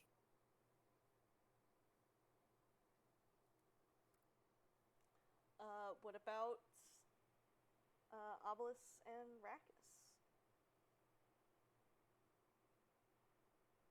I mean, did Obelisk come and find Rackus, or Obelisk went to the tavern probably because that's where Obelisk is staying, and is Rackus is also staying there. well, I said it was the North Look, but I don't. Yeah. Wait, that's the.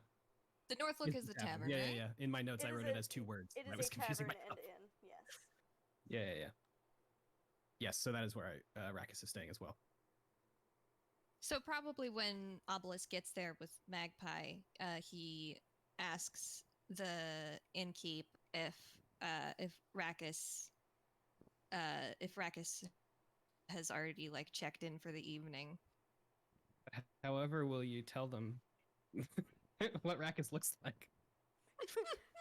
My friend that was in here earlier, a big buff lion With no shirt. with no, No shirt. please. Thank you. The big shirtless Leonin, has he already checked in for the evening? Yes, I believe, right? Rackus would have already. Yeah. Okay. Yep. Yeah, I just basically beelined right there. Yeah, Scramsack says, yeah, he checked in, about, I would say 30 minutes, an hour ago. Thank you very much.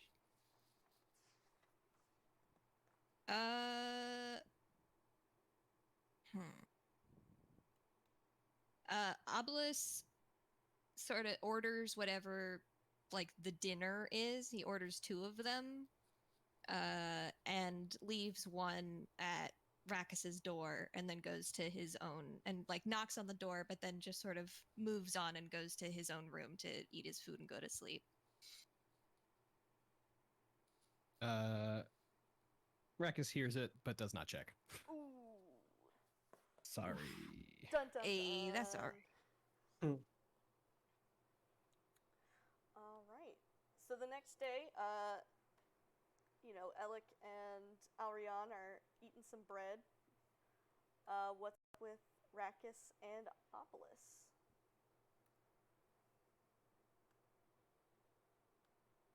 AJ, you want to go? Because I just did an Obelisk. I think Rackus just wakes up and gets his things together, and goes downstairs. But sees the plate of food.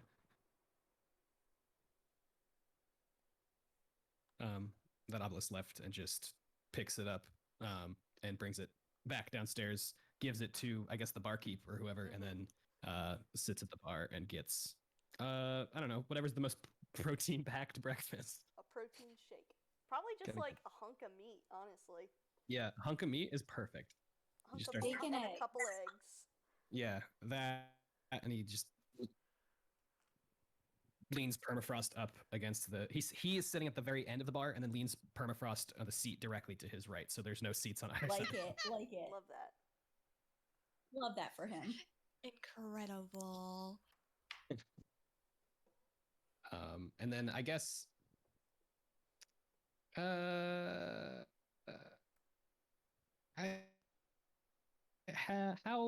long have we like been a party or whatever? Because like I probably wouldn't know Obelisk's like sleeping patterns to avoid him properly. Honestly, you all have met each other, but Danica asking you all to do this job together is probably the first time you all have been like all 4 Sure. of you together in a group. Yeah. Then really, he's just trying to eat as quick as possible. But also subconsciously maybe not too quick, because he kind of wants to be seen by his maybe friend Obelisk. Obelisk is his friend. And then I think eventually Obelisk probably comes downstairs, right? Yeah, I bet Obelisk strikes me as a man who wakes up Yeah. early. Yeah. So he probably was awake to hear Rackus like come out of his room, Okay. and then just like gives Rackus, a distance of like reasonable doubt, so that Rackus isn't like, oh, he just followed me down here, huh? Yeah. And then comes down, and just like orders a coffee and some toast. Meal of champions. Meal of breakfast of champions. I've had that breakfast of champions several times before. Yeah. I will probably have that Yeah, of breakfast course. of I'm pretty champions sure I had that tomorrow. Yeah, I was gonna say I think I've had that this week, so Yeah. Hey, you put a little peanut butter on there. That's a good breakfast. yeah, man, got that Sure. protein. Get that It's all about the protein. It's all about the protein. And probably does this sort of like without acknowledging Rackus at first, and then once he has ordered, he kind of looks over at Rackus, and like starts to reach out like he's gonna clap Rackus's shoulder, and then thinks better of it and just sort of sets his hand on the bar and says, after I eat and take the dog out, I'm going to walk over to Alex and check on Alec and Alrion if you'd like to come. I will come. Very well. Yeah. He's purposely leaving out the word "like" to. Oh. Anyway, just so you know. Obelisk understands this form of communication. Okay, good. And then I think unless you wanted to do something else in here, Scout. No, go ahead. Yeah, I think we finish, head out the front door, and then Obelisk starts to take. Who'd you bring with us? Magpie? Yeah. Starts to take Magpie for a walk, and then Rackus begins jogging toward the town center. And by the time Obelisk and Magpie get there, he is in like the center of town doing push-ups. Oh my God. And then by the time they reach the opposite side of town center, he jogs back up beside them and is now walking. Does he do this stupid like clap push? Oh yeah, what kind of No. push-ups He's does he do? pure utility. No showing off. He's just doing push-ups. He does roughly 100 a minute. Wow, what the? God. Love it. Even though he's not doing it to show off, there is definitely a crowd of folks who are 100% watching this. Some of them are watching it, but they are staying away because of his dark reputation. Yeah. They're not getting close because they're like, the fuck is going on here? A couple of them are like, oh damn, that's hot. Yeah, A couple of them are like, the fuck is happening here? Who is this man? Why is he just doing push-ups in the middle of town? What is going on? And now I'm horny. Well, mark me down as scared and horny. Scared and horny. So yeah, you notice that there are definitely people watching, but there are not people like trying to approach or like trying to make it known that they are watching. Good. That's exactly how he wants it. That's exactly what he wants. Yeah. All right. You head through the town together and soon reach Alec's residence. It smells like bread. Yeah, it smells like bread. What kind of bread is it? Oh, man. Does he have a sourdough starter that he's been cultivating for like 200 years? 300. Fuck yeah. Got the same starter he's had forever. Yeah, that's what I'm saying. Like, elves would probably have the best freaking sourdough because they cultivate that shit their whole lives. Hell yeah. And he's got freshly made butter. serve it with sea salt? Yeah, Oh, just no. no. God damn it. Don't do this. This is a salt marsh. Okay. There was AJ. there was an island where their signature meal was sea salt and sourdough.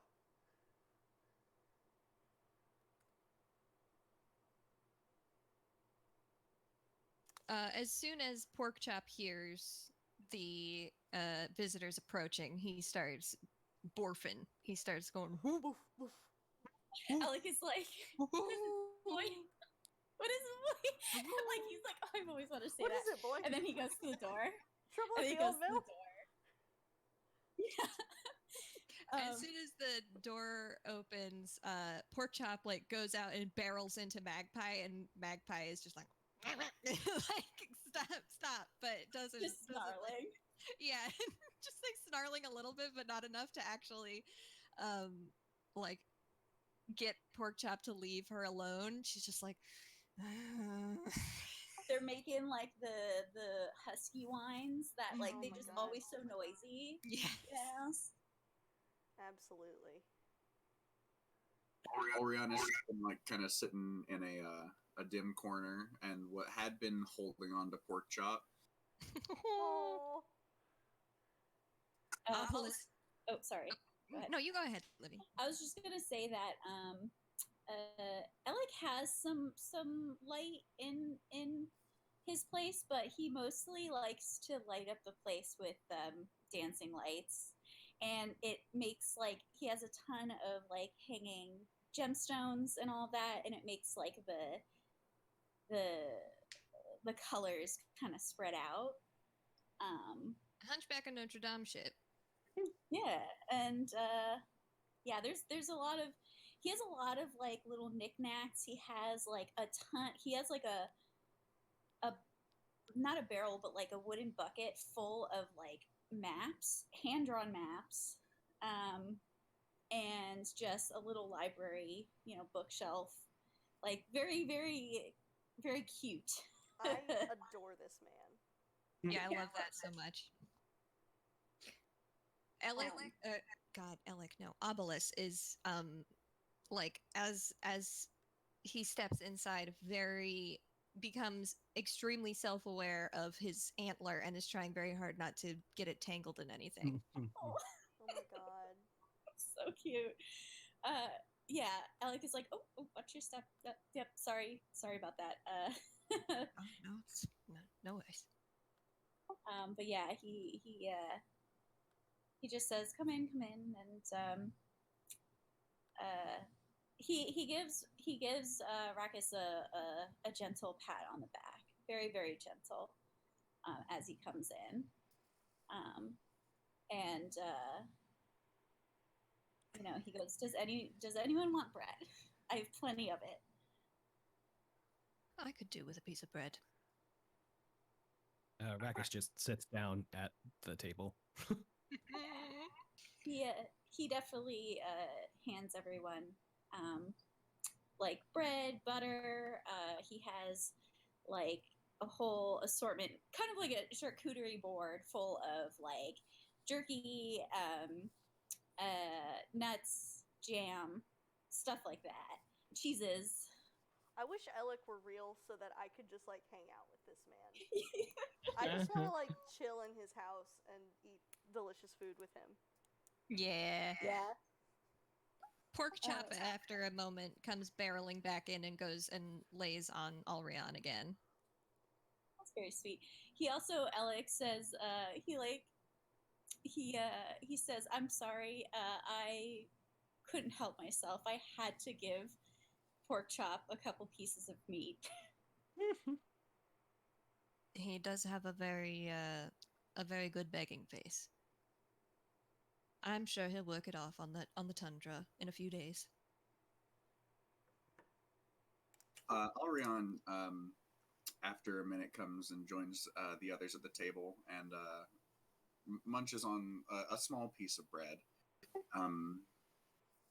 It says,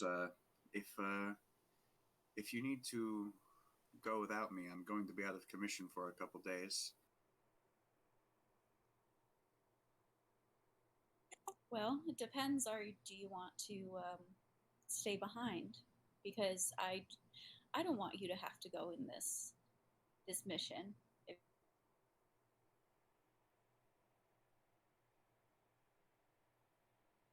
If you, Oh, no, I'm fine to go. I just understand if you don't want me to go with you. oh no, that is not it. That ain't it. That ain't it, Chief. The only reason we wouldn't want you with us is because we would be worried about your own health because you're still recovering. But all around, we don't blame you for it or anything. We don't consider you baggage. They look up at Obelisk, and they have like dark rings under their eyes, and they give a faint smile, in a way that to say like thank you, but like anyone with like an insight score above 0 would be like, I don't necessarily believe you. Hmm. Sad. Yeah. They say, I can go whenever we're ready. I don't want to slow us down. But also you need time. So I'm sure all of us are willing to wait if you need extra time. Yeah, I think Obelisk kind of also gives that sort of like, I'm sure we could all use a little extra rest, to take the pressure off of Alrion. Rakus kind of looks over at Obelisk when he says that with just like a really? Could we all use the rest? I don't think so. Obelisk raises an eyebrow at Rakus. He looks back down at his bread, just keeps eating it. Ariana avoids making eye contact with Rakus at all. Oh no. He's not looking at you either. Oh no. To lighten the moment, I feel like Rakus eating bread is like when a cat steals a tortilla. Yeah. Oh my god. It's just like Anything that's not very, meat is like, just like poking holes in poking holes, stuff. but also like if anybody even makes a movement like in his direction, just kind of like not even meaning to, just like a kind of growly noise. Yeah. Yeah. Alec puts more bread on his plate and is like, he's just like, Like when a cat steals a tortilla. You know what I'm talking about, Connor. Don't pretend you don't. I know what you're talking about too. Cats stealing food is common. I think the food itself tends to vary. That's true. Cats steal bread. My original cat stole bread before. Very naughty. So, it seems that you all have decided to kind of take a few days and let Alrion rest. Is that correct? yes. Okay. Yeah. I guess so. Rakus does. I mean, Rakus can go Rakus do can go something. do Yeah, something. Rakus can go off and do other stuff. Well, now that you've given me the option, I don't know. I mean, I don't want to spend time like doing that, you know. Well, you can just say we could say, Yeah, I think he would go back to Hlyn and see if they need anything, and then Hlyn would probably send them back to Danica. So then he would wind up asking if Danica needed anything. It's like asking mom and dad, like, and then they're like, talk to your father, talk to your mother. Yeah, exactly. Except it's two mothers. if your mother says yes. Yeah. It's old mom and young mom. Shit. I feel like during this time, Rakus might have like a couple of smaller gigs for Danica. She might ask like, "Can you go get like this type of animal for me outside in the, like?" she doesn't want to send you off by yourself to Yeah. go do anything too dangerous, but she'll definitely give you a couple of odd jobs in the couple of days between everybody getting ready to go again. And I Hey, I will. really need a couple fox pelts. Could you get me a couple Yeah, fox can you give me a pelts? couple fox Bad. pelts? Use this. Oh, yeah. Yeah, no, we're not going to move on quite yet. If anybody has, I was going to say, since we will be giving you all about 3 days in story, I will let you guys finish up with this day here, and you can kind of describe what you do in the couple of days of rest in our campfire chat. But I believe Scout has a scene she wants to do with Alrion, and then we'll probably wrap up the stream tonight, if that's all right with everybody else. Yeah. Yeah. All right. Yeah, just a quick thing. Yeah, Obelisk wants to talk with Alrion at some point. Just like catch them when they're on their own. Sure. Alrion spends some time out on the porch of the cottage, just like rubbing pork chop between his ears.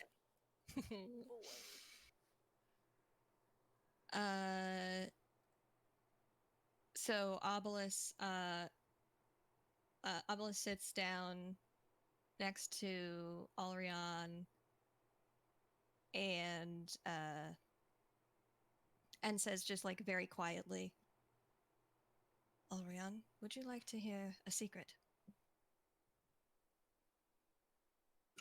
They turn to look to him quizzically and say, "A secret? What about?"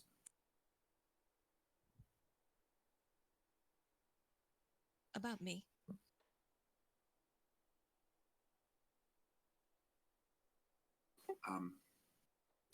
I I've always had questions about you. Yeah, I would like to hear a secret.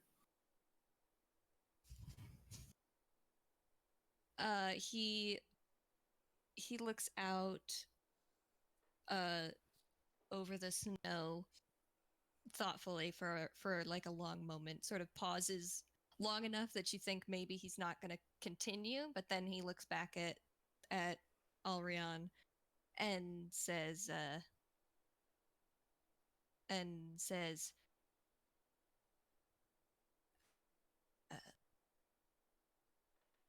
on this porch right now, there's you, there's me, and there's a dog. 2 out of the 3 of us have died before, and the second one isn't pork chop. This actually causes them to smile and laugh for a second. And then they return to a more serious expression, like, laughing at the joke and then realizing, wait, you died? Yes. I was gone for longer than you.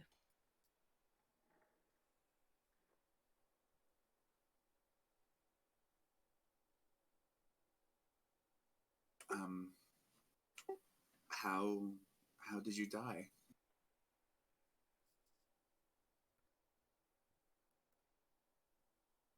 I lost someone, and I was very angry. And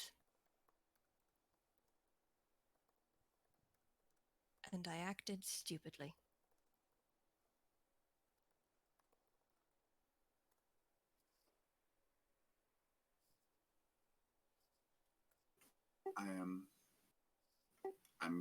I'm glad you're not still dead.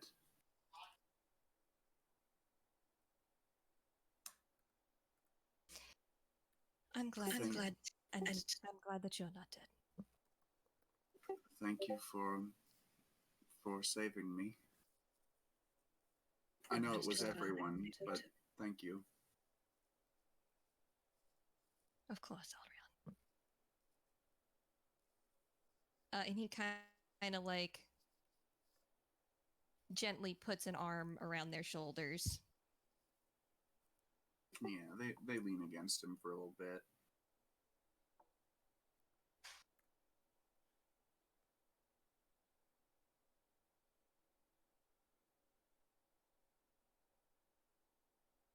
Thank you.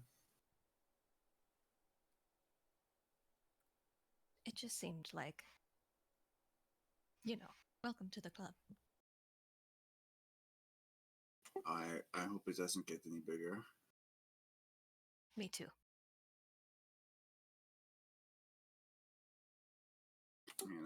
Wipe their eyes and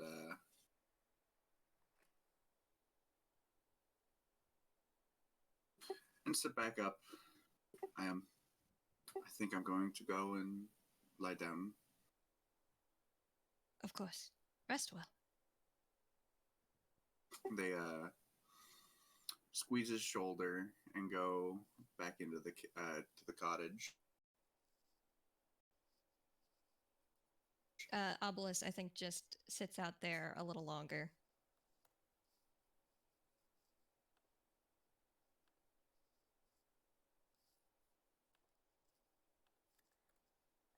Well, and with that, we will call scene. I cannot believe, Scout, you just fucking dropped Yeah. it. Scout's like, this entire time that we've been leading up to this campaign, Scout's like, I can't tell anyone my secret backstory thing. I can't tell anyone that Obelisk has died before. And I'm like, It's all right, true. yeah, I'll I've keep been- it secret. I'll be really, really secretive about it. I'll only tell Eric. And first session, Scout, I died one time, by the way. It's great. I And love it. Listen, okay, first of all, only Alrion knows. That's fair. Secondly, know. all the players know. That's dramatic I irony, know. baby.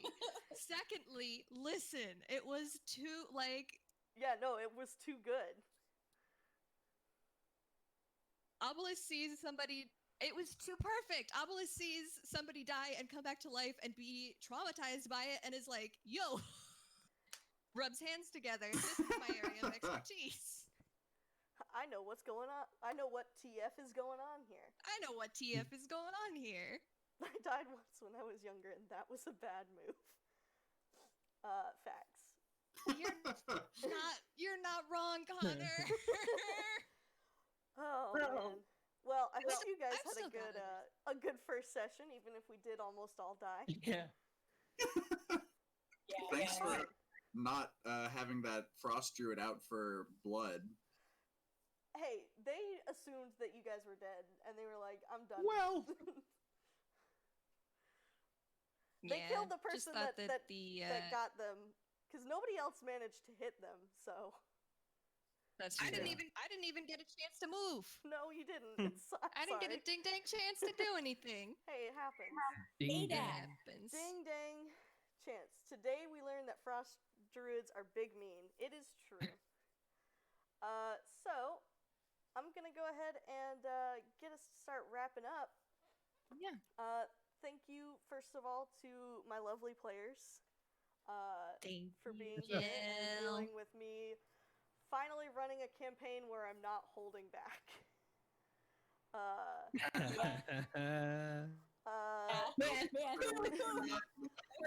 Knock everyone out first session. Yeah, it's fine. Orbo would have eaten some faces if Orbo had survived. Thank you also to chat. Thank you guys for being here. Really appreciate you hanging out. Hope you enjoyed hanging out with us as we stream this new campaign. For some credits, which I promise I will, after a few go rounds, I will streamline it. Our virtual tabletop is Roll20, Roll20 Plus to be specific. There's a nice big blank spot where the supplements are because I realized in making this that we use so many supplements that I want to shout out that I literally cannot fit them all there. So It'll be here next time. yeah, Promise. AJ is a tech whiz and is going to make us a little rotating slideshow of our supplements. He did not have to do that, but he's wonderful for it. I will also, in the video on demand, post links to the DM's Guild pages for the supplements, so that if you see something you like and you want to use it, you can go support those authors. Party token art is done by both Scout and Libby. You can follow their Twitters at HumbleGoat and at Libby Says Words. Our maps are from the official Rime of the Frostmaiden module content for Roll20, as well as 2-minute tabletop and 2-minute tabletop assets and Dungeon Draft. Our stream graphics are done with Incarnate. Our token creator is rolladvantage.com/tokenstamp. And big shout out to Legend Keeper, where we are keeping our wiki and notes. I was not able to use it this time, but next time I'm going to set up my spare laptop and have that open so I can have more reference to everything. If you get the chance, check out Legend Keeper. It is great for world building. Love it very much. Soon Love it will Legend have, Keeper. Cool. Soon it will have offline support, and I will become too powerful. Very powerful. If you want to follow any of us on social media, our Twitters and Twitches are here. If you enjoyed the stream, feel free to smash that like button. Feel free to follow if Smash you it. enjoy. Thanks to viewers like you, we are able to do this. Also, if you had a good time and you would like to come hang out with us in between sessions, we have a couple of read-only chats where our lovely players do some between-session role-playing so you can learn more about the characters. We have a question and answer chat for occasional streams where I will just take a bunch of viewer questions and we will answer them together on stream. Discord that's fun. is, link to the Discord is there. If you want to join us in Discord, we'll post Scout is, as she says, I do not agree with this. Scout is a menace to society and posts an absolute butt ton of art, and Libby's been doing some really good art as well. So you can see all of the multimedia. We've got art, playlists, all sorts of stuff on our Discord. If you want to come hang out Whole there. experience. Yeah, it's really just the multimedia, ARG, you know. You've got to play Gotta the type ARG in your game. mountain serial code, barcode codes. Yeah, exactly. Collect those you pop unlock a secret tabs character. so that you can raise money for the school. Oh, we do also, yes, have a meme channel. So, and as well as if anybody creates memes related to the stream, I will also weep tears of joy. So, we have a nice Discord. You are free to come join us and hang out.